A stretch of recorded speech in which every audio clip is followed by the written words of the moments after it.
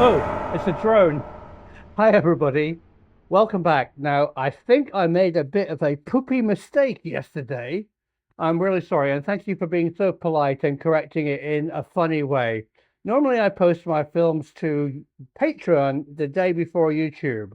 They get to comment and make smart suggestions before you at YouTube get to see them. But in this case, I was so keen to get it out, I posted it a bit early.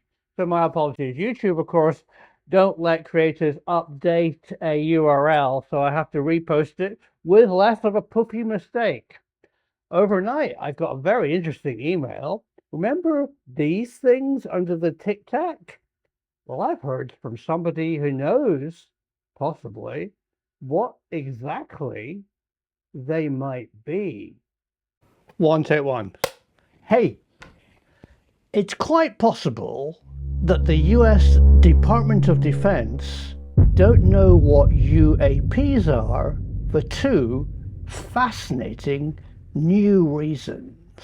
People think we're going to get disclosure from guys that look like this, but new evidence has revealed UFOs are controlled by people who look like this. And that's all because of this.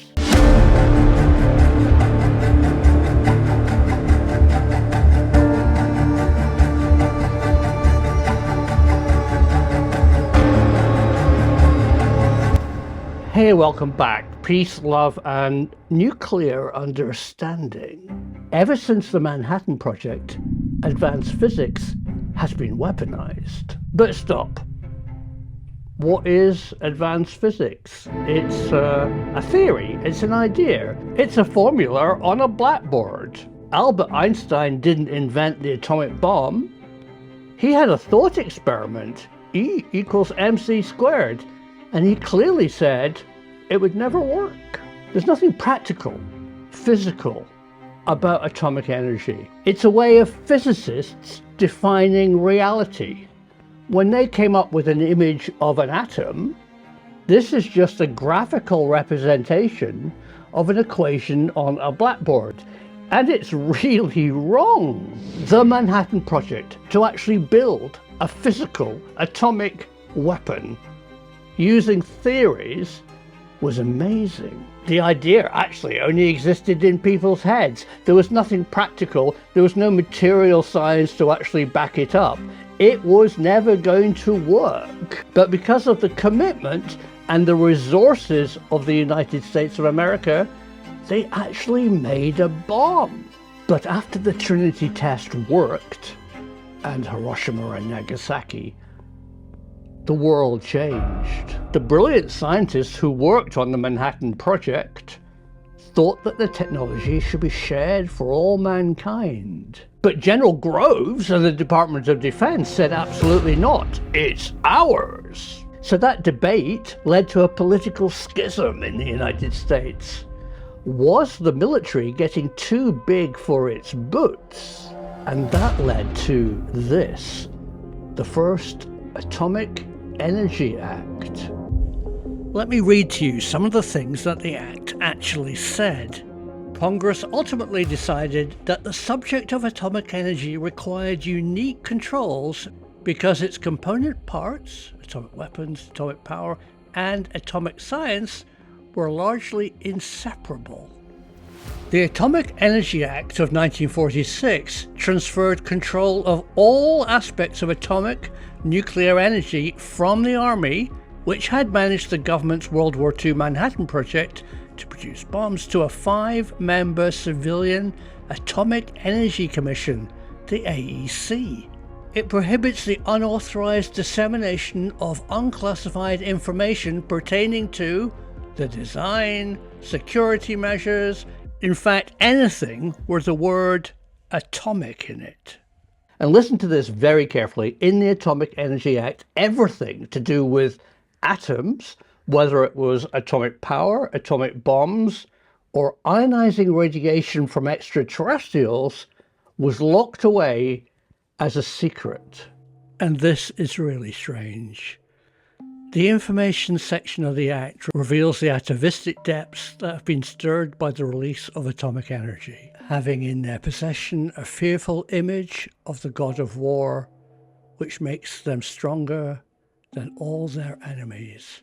The tribe is obsessed with the fear that the image may be stolen or duplicated. So a temple is built, ringed by the walls and guarded by untiring sentinels. Those whose function it is to attend the deity are carefully chosen and subjected to purification rites. They are guarded with unceasing vigilance, and at the slightest sign of defection, condign punishment is visited upon them. Incredible security to this day, long jail sentences and fines to even discuss anything secret about atoms. So atomic bombs were ripped from the hands of the Department of Defense and given to the Department of Energy. Listen to Jacques Vallée explaining that story. The Manhattan Project would have custody of it, and then it would go into the Atomic Energy Commission, and then it would go into the Department of Energy, which has its own line of clearances, because you can be in the Pentagon with a top secret clearance, but if you're not briefed on the atomic secrets, you wouldn't get the clearances that you needed to do to open up that thing.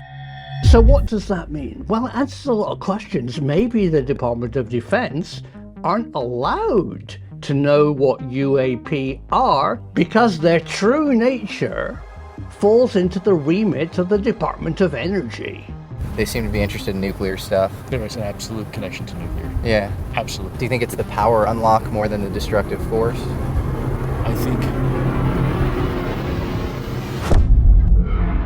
I think we should refocus our questions. Instead of expecting answers from generals in the Pentagon, the secrets of UFOs and UAP are under the remit of these people at the Department of Energy. So is that true? Well, I think it's more complicated than I personally know. But if you know what the Department of Energy know, please share it. Because of you, the truth needs to be out there.